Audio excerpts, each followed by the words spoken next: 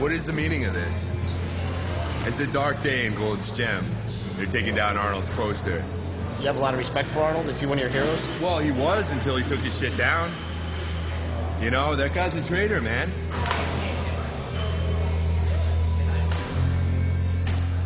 The gym feels different now. The old Arnold's gone. And somehow, this time, I don't think he'll be back. So you excited to be out here instead of in Poughkeepsie? Hell yeah, man. I got a job making 3 times as much money. My rent's just about the same, and I'm right by the beach, and I got a convertible right here next to the mirror, honey. Put a little muscle in it. There you go. Higher. So what do you plan on doing here that you weren't doing in Poughkeepsie? Geez, like having fun at life instead of hating life. Think it'll help you, like with your problems and stuff? Absolutely. I feel better already. Now that Mad Dog's in California, things seem to be going pretty good for him. He got a job working as a trainer at a local wrestling school. Now if I want to take it here, keep your face up, so. He'd actually make a great teacher. But that's not good enough for Mad Dog. He still wants to be a superstar.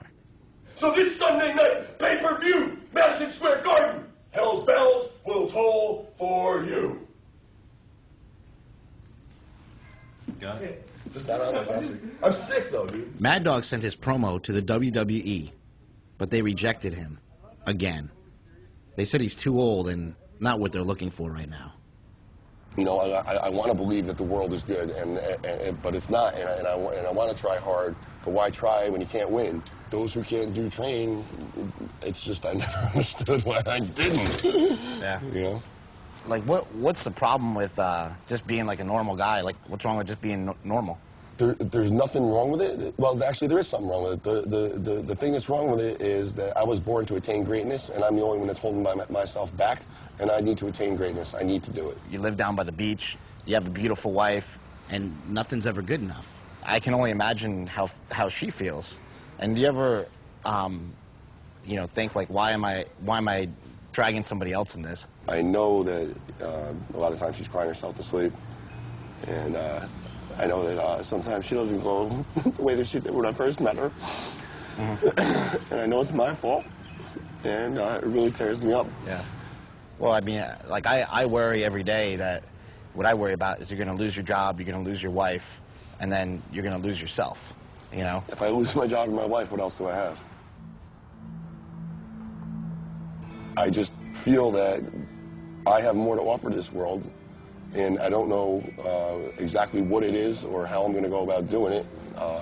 I know that there's something in here that's meant for the rest of the world to know.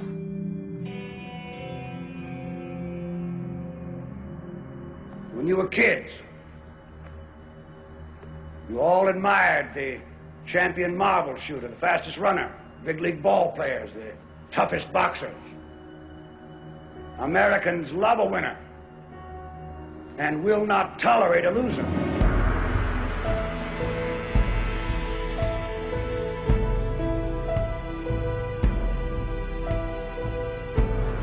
Smelly is now competing against the best guys in the world, and he hopes to achieve his childhood dream of bench pressing 700 pounds.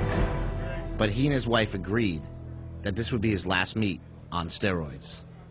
I knew that she didn't really care for it, but I didn't know it hurt her that much, and I didn't know she worried that much about it. It's definitely something that's not going to be easy to do. I don't necessarily want to do it, but, you know, if I just stay on it and ignore her, then it's just being selfish. He's trying to have another kid, so he decided that this is going to be his last meet that he ever takes anything. How do you think that'll affect his lifting?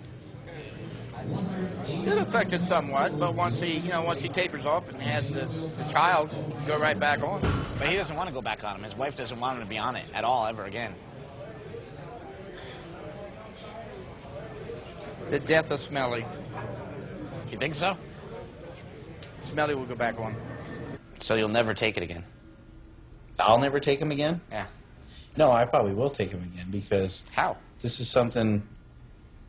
well, I'll figure out a way. I mean, you know, that's something I'll have to talk out with Andy, but this is something I've been involved in powerlifting since I was like 12 years old.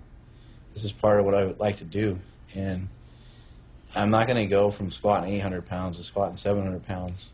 I'm going to want to get back on them for sure.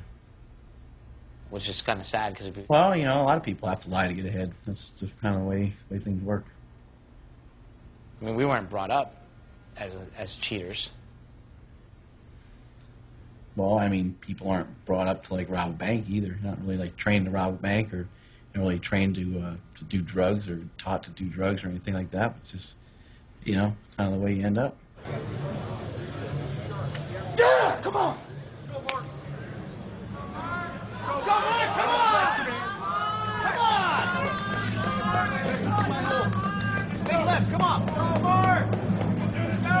Come on, you got this. Come on, you got it. Let's go. Come on.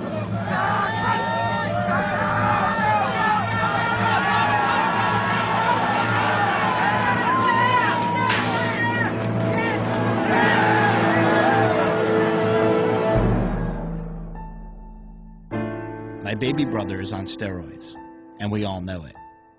But look at us. My dad looks like he won the lottery, and my mom's prayers have been answered. I was raised to believe that cheaters never prosper. But in America, it seems like cheaters always prosper. The use of performance-enhancing drugs like steroids is dangerous, and it sends the wrong message. That there are shortcuts to accomplishment, and that performance is more important than character.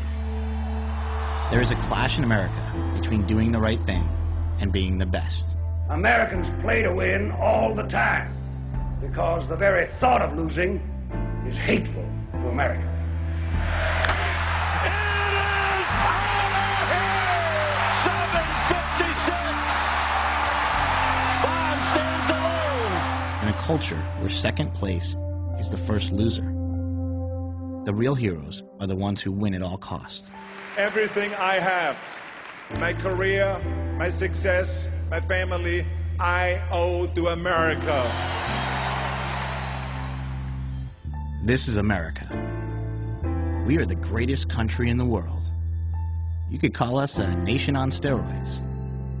But what are those long-term side effects? For me and my brothers, steroids are not the problem.